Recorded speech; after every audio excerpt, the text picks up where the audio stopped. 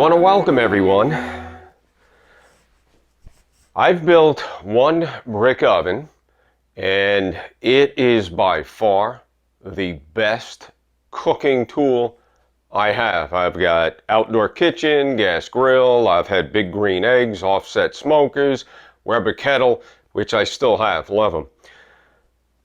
I have a 36-inch brick oven that I use, and I love it. But when I fire that up, it's built to retain heat. It's a process. And typically when I'm cooking in that oven, it's not just for pizza. I cook a lot of stuff. So I've been thinking now, after having it for 2 years, some of the things that I'd like to do regularly that maybe I don't want to spend a whole day cooking.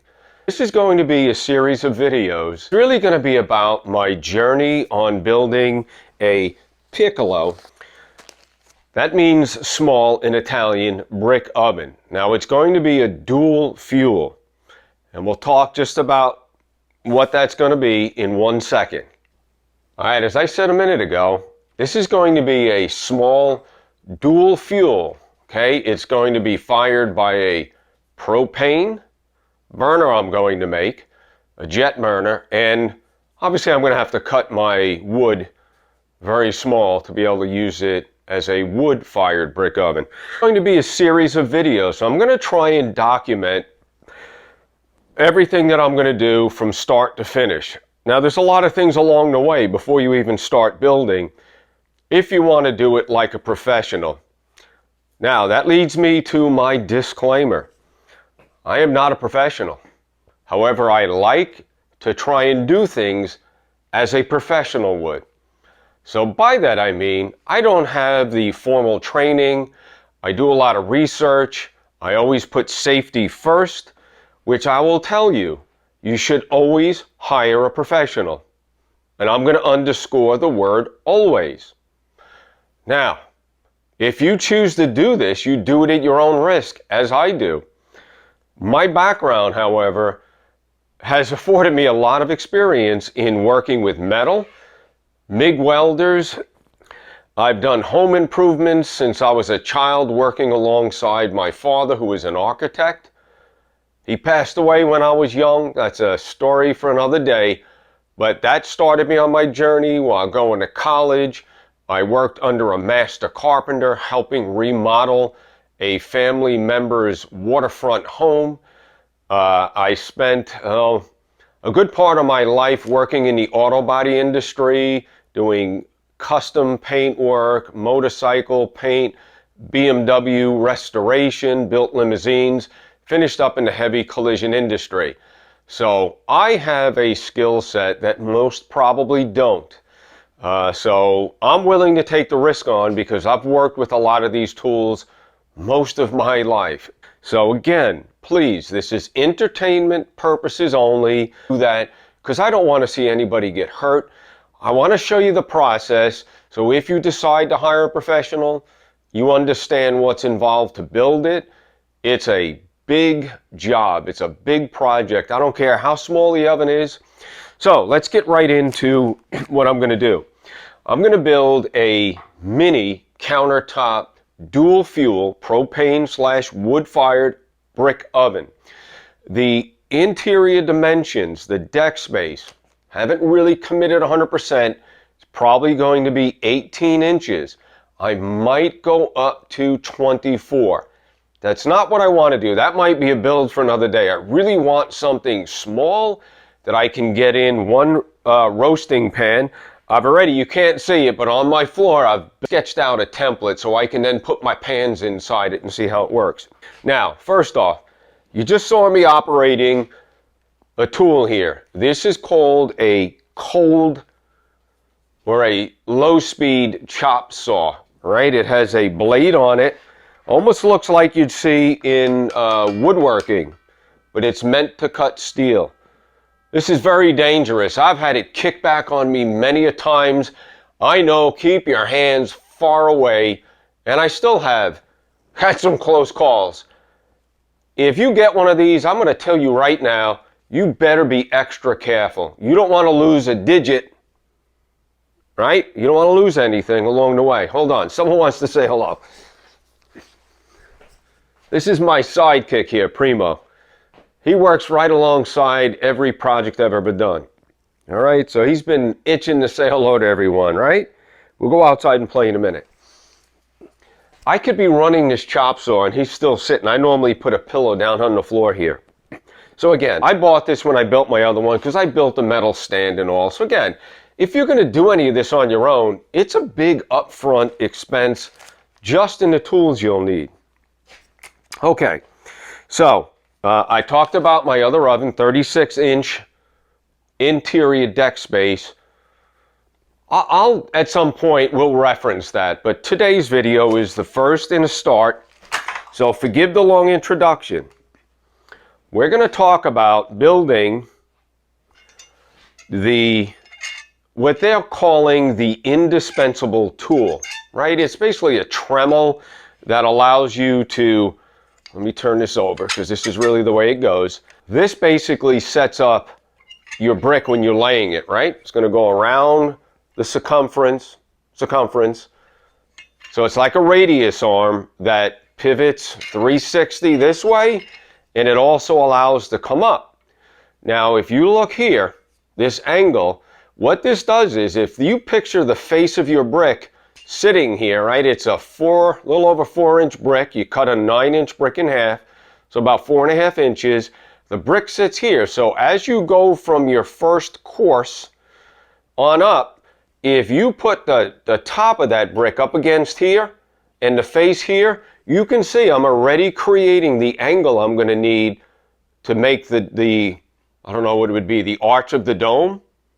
Okay, so again, they refer to this as the Indispensable tool, and it's going to help you keep a nice circumference, and it's going to keep the geometry of your brick oven dome looking like a professional did it. Okay, so again, we're going to talk about this in just a minute, a little bit more, I should say.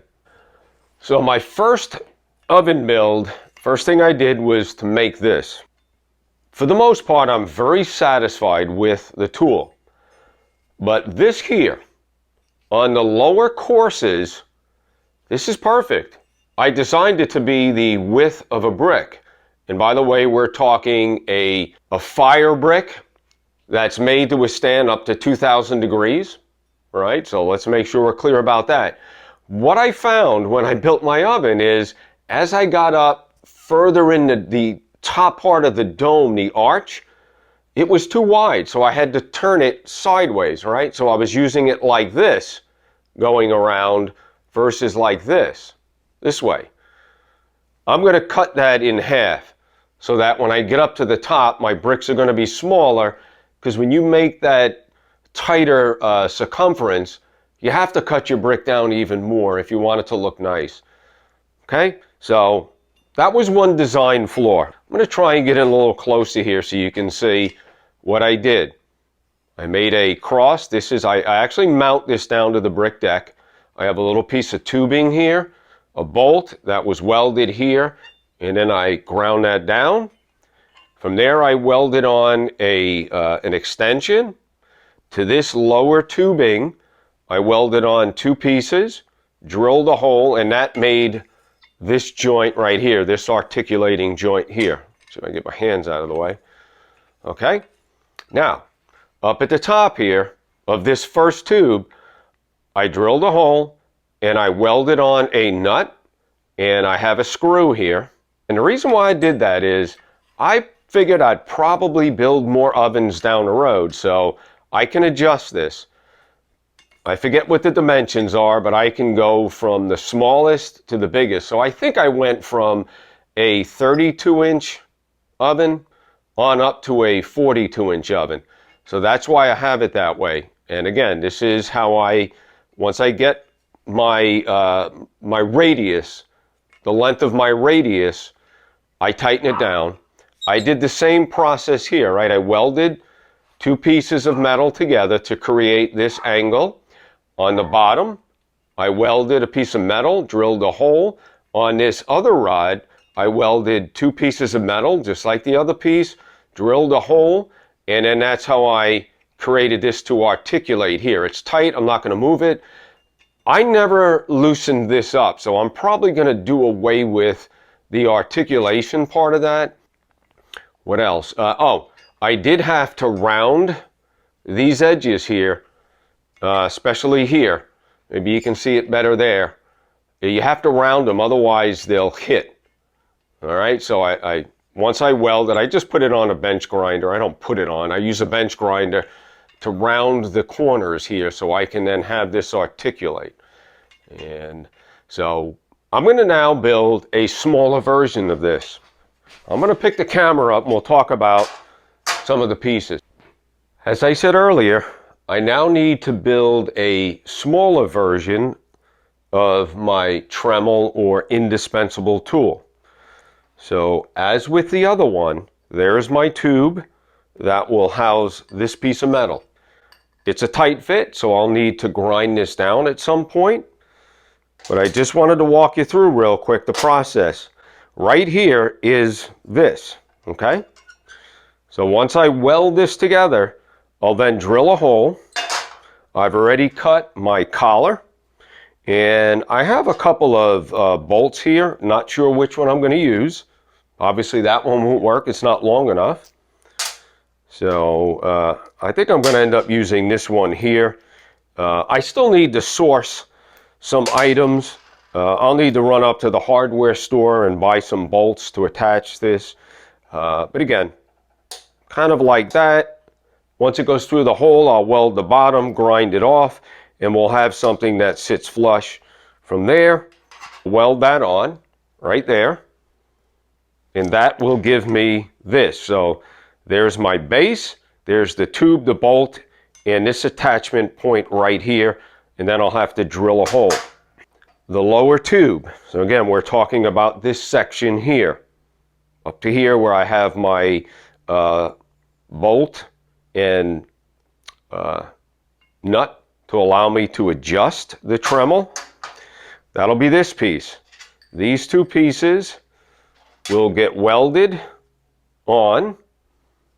All right, then there'll be a hole drilled, and finally we'll get to this tube, which again will have the two pieces welded on. I need to cut some metal for this. So that's kind of just a rough layout of cuts that I have.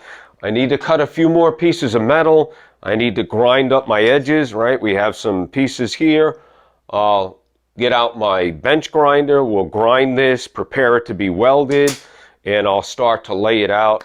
I will show you that process along the way. I'm not going to show you every second of what I do, but I should give you enough for entertainment purposes to just see the process, okay? I'm not here to teach you how to weld or anything else other than, here's what I'm doing to build this tool.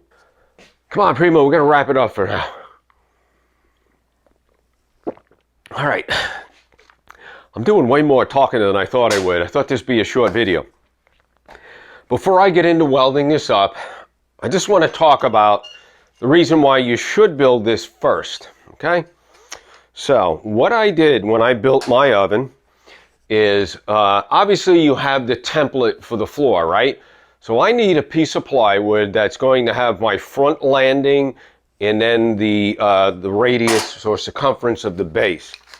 And let me show you here. Hopefully this is in the camera angle, but if I start in the center here, right, I can make an arch and then my landing, and then I can cut that out of a 1/4 inch piece of plywood. I'm going to do two of these. One will be the template for how I'm going to cut my inner brick, because obviously I want my first course of bricks to stand up, all right? So I'm going to need a template for the oven base. I'm going to need a larger template that mirrors this, but it's just bigger. That'll actually be the base of the oven. So I'm going to do 2 inches on a poured cement. And as I said earlier, this oven, I'm not building to have heat retention. I'm not building this oven, at least at this stage, to be one that the next day I can open up my door and have it 450 degrees. This one I want it to heat up quickly, and if it cools down quick, I'm not overly concerned. I'm not sure what kind of insulation I'm going to do at the top, if it's maybe 1 inch or none at all. But this tool, getting back to the moral of the story, is you can see my pen at the bottom there. If I put this on my piece of plywood and I find my center, I can use this as my tool to help with the circumference. And then when you come to the front, you just use a tape measure, T-square, and you square off the front landing. This also was helpful for me doing my arch here, okay? Right here, you can see that. So when you build your oven, you're going to need a series of arches. You need an inner arch and you need an outer arch.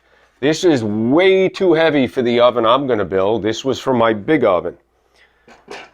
I'm going to build one that probably out of 1/4 inch plywood, because it's going to be a smaller opening.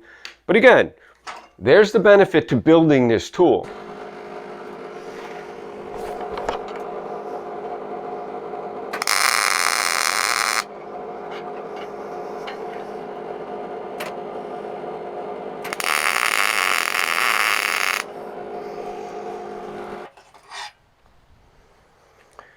All right, again, I'm not going to bore you with the welding. I'm just tacking it. Make sure I have a fairly square edges here. This again is going to be the base. I'll have to drill a hole. So starting to grind my edges and weld up the pieces for the Indispensable tool.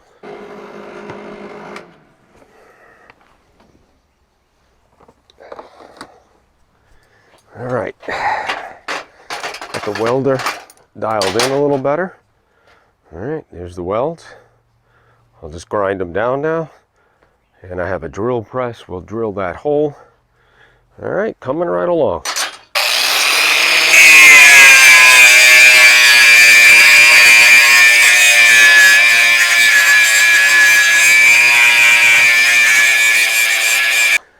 There we go, cleaned up. Doesn't have to be perfect, folks. All right, you just want it to basically not have too much of a weld that will cause it not to lay even on the base of your oven floor. There we go, one piece down, a couple more to go.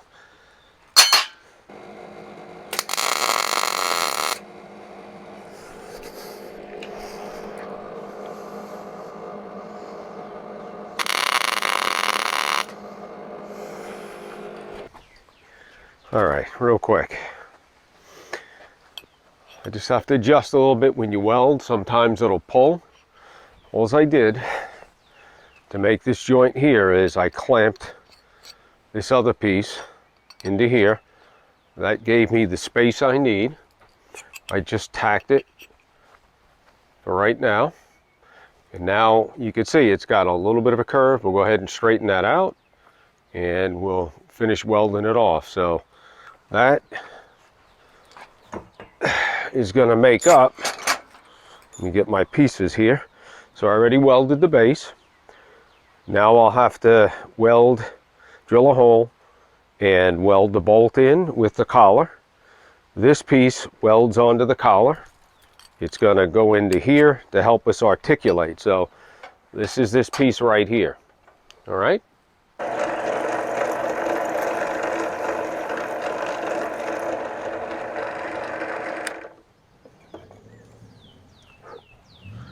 Okay, so a little trick, I've inserted this other piece that needs to get welded on. So when I drill my hole, I have everything where I want it to be. And we'll do the same over here, and then I need to drill one on the collar over here. Okay, coming along.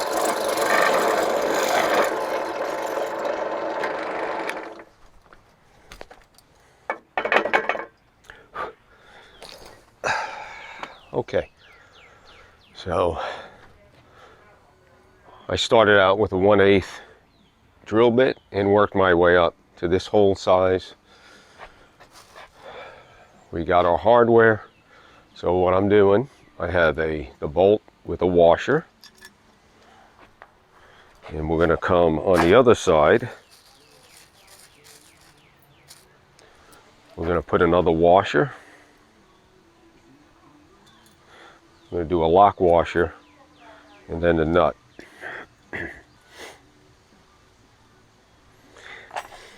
Okay.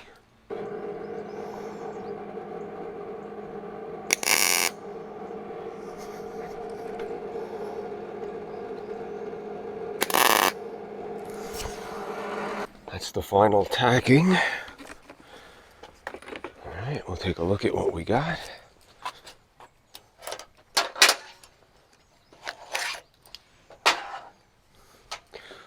So that's it, my set screw.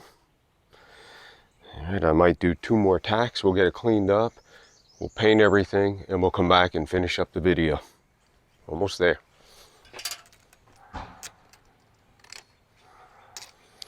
All right. I can have my radius from 8.5 inches up to 14. So 17 inch on up to 28 inch oven. Here it is. All right, rounded set screw. I cut this shaft down a little bit. I cut this tube down. I just have to take it apart, clean it up a little bit better. We'll get it painted and we'll come back. I'll show you the final product. There you go. Indispensable tool. Fabrication.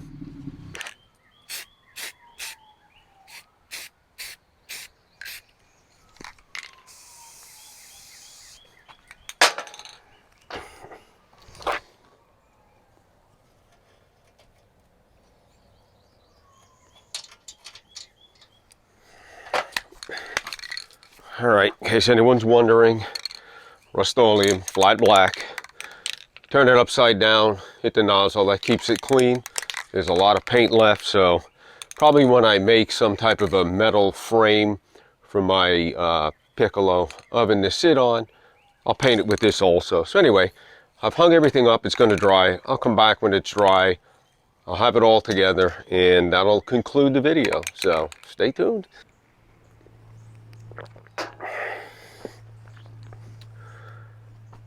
My director Primo, my supervisor, wanted to say hello to everybody. All right, there it is. It's fabricated, the Indispensable tool. I have it set up for a radius of 10 inches, right from there. All right, we'll use Primo as a pointer up into the center of this bolt. I think I'm going to go with a 20-inch deck on my small brick oven build.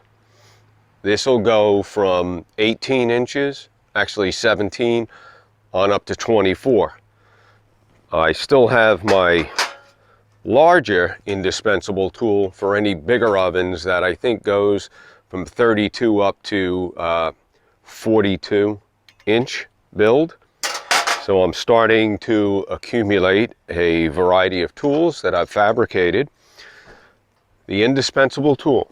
You're going to see me use this throughout my oven build when I'm making my templates for the base of the oven or the arches, and when I'm then installing the brick or laying the courses of brick. Hope you guys found this helpful. It's not meant to teach you guys how to do anything other than this was the process that I use to build my tool. I'm sure there's a lot of ways to do this. So this is just one example. Thanks for watching. If you found it helpful, if you've learned even one thing, I hope you'll just give it a like, a thumbs up. I really do hope you'll subscribe. I'm going to do a lot of videos as I build this oven, so I hope you'll support this. And I think the next video that I'm going to make is going to be my jet burner. I've never built a jet burner, but part of this oven is the dual fuel. I want to make sure that I can get down a really professional build on a jet burner before I commit to the small oven. So that's the next step. I have to build my jet burner. So thanks for watching, and I'll see you back here at the next video.